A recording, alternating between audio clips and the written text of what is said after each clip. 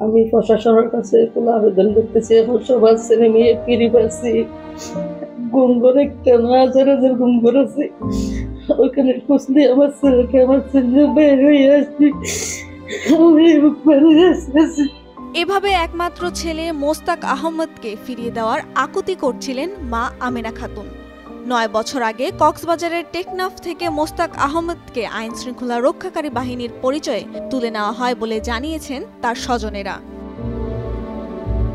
পরিবার সূত্রে জানা যায়, 2015 সালে 11 আগস্ট রাত 8:30টায় টেকনাফ পৌরসভার পুরান পল্লানপাড়া বাড়ির সামনে মোস্তাক সহ কয়েকজন আড্ডা দিচ্ছিলেন।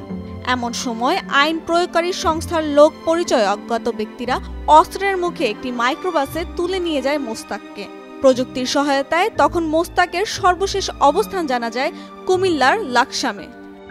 একটা গাড়ি নাকি সারাদিন আমার ছেলে কিছু কিছু খুঁজছিল,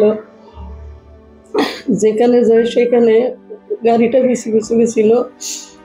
আমি জানি না কি হয়েছে না হয়েছে, শুনতে নাকি এখানে 8:30টায় এখানে বসছে, ওখান থেকে আসি এখানে বসছে একটা গাড়ি আসি, হঠাৎ করে 4টা লোক নাকি ওখানে নামছে, নামিয়ে বলছে যে ওর নাকি তোমার নাকি মামলা আছে, তোমার নাকি ওয়ারেন্ট আছে, মামলা আছে, এরকম বলে মানুষজন জড়ো হতে হতে গাড়িটা কোথায় ভুলে গেছে আর খুঁজে পাচ্ছি না।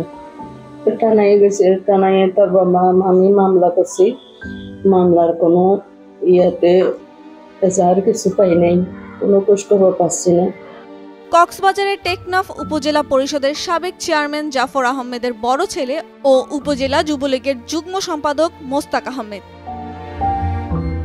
5 আগস্ট সাবেক প্রধানমন্ত্রী শেখ হাসিনা সরকারের পতনের পর গুমের শিকার অনেকেই ফিরে আসার তথ্যে ফের যেন আশায় বুক বেঁধেছে মোস্তাকের মার।